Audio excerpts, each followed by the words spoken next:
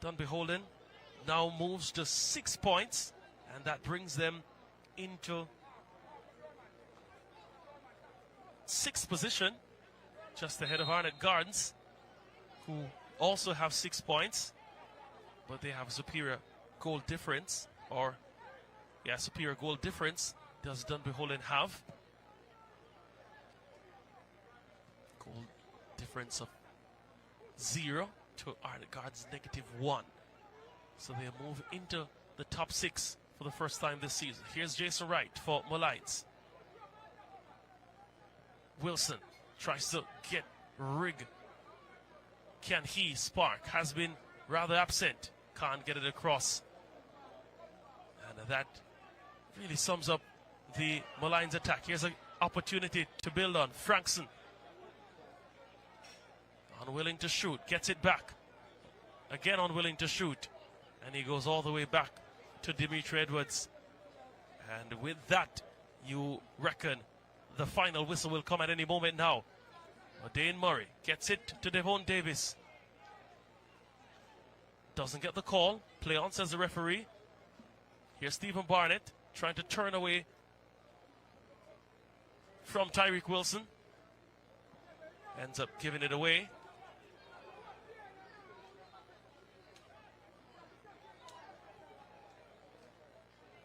Any moment now, we'll have the final whistle. That isn't it, though. It's a free kick for Molynes United. They remain on 2 points. Their goal difference now goes further in the red, -4.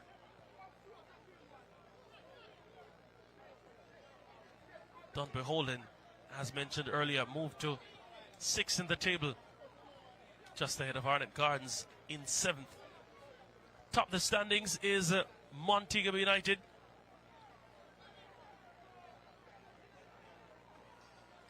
Ten points from their 4 games. 3 wins and a draw for Montego United. Of course, last evening they were 3-1 winners over Tivoli Gardens there at the Catherine Hall Stadium.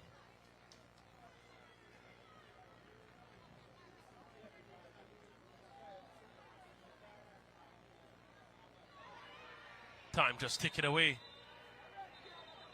And card shown from O'Shea Nation.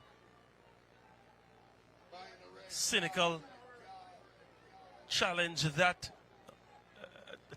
indicates frustration more than anything else. Dimitri Edwards roughing up Ricardo Beckford on the far side. He goes into the book. They've played 9 minutes of additional time.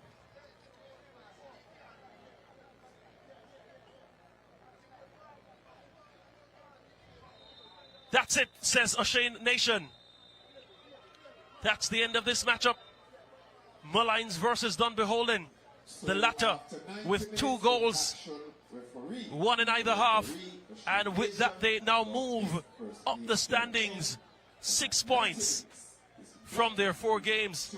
He got it going in the first half with a lovely converted penalty, one that he also won for Dunbenholden's sake. He was tugged in the back and he duly obliged. Jermaine Thomas must be wondering, what do I need to fix in the offensive end? And also on the defensive end, they were far from stellar in those crucially important phases of the game. That's the full-time score. Molynes 0, Dunbenholden 2 here at Drewsland. The first of a doubleheader.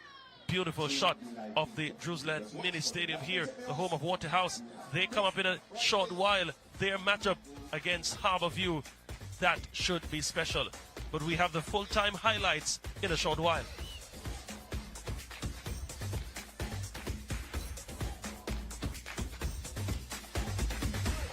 Five o'clock kickoff. Let's look at the penalty call for John. And what will happen here? He was dragged down. Nicholas Nelson. Gerald Neil there tugging his shirt. And that was the penalty call. That was the penalty conversion. Nicholas Nelson getting on the score sheet. And that's what he's there for. Has returned to Dunbenholden. But he's also a former Molynes player. Muted celebration. They had their opportunities. Enrique Gordon in the first half had the shot, flashed wide of the mark. Speculative at best. Free kick from Nelson straight to the keeper. Untesting Darren Denai. Second half action now. Best opportunities. O'Dane Murray with the shot. And Peter Harrison not grabbing it first time as best as possible. But luckily for him, there was no one there to cause any terror.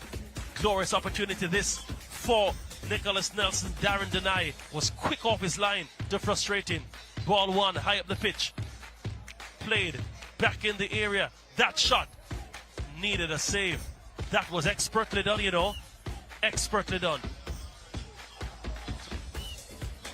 Corner kick. Odin Pennicook straight to the keeper, who wasn't commanding in the area. And luckily for Molynes, Odin Pennicook's header was directly to the keeper. Another corner kick. Again, he was far from stellar. And Clive Wedderburn showed his intent from that kick, but it was over the top. He'd make amends later on in this matchup. Lovely play from Dorman to Nelson, across. And Clive Wedderburn stamping his class and stamping that one into the back of the net. That was 2-0 in the 80th minute. Good finish and lovely turn from Nicholas Nelson. Oh yes, oh yes. That's what you want to see from a player who has distinguished himself in the Jamaica Premier League. Nicholas Nelson really carrying the flag as the man of the match. That was the end of the match. We have time for the stats as well. Let's look at the numbers. 3 from 8 for Molynes, 7 on target from 10 attempts from Dunbenholden, 18 fouls producing 5 yellow cards, 3 to Molynes, no red cards, 3 offsides to Dunbenholden, 1 to Molynes. Dunbenholden beating Molynes 6-3 in the corner statistic. And interestingly, Molynes with the line share position 53, but they still came out 2-0 losers in this Monday Night Football matchup.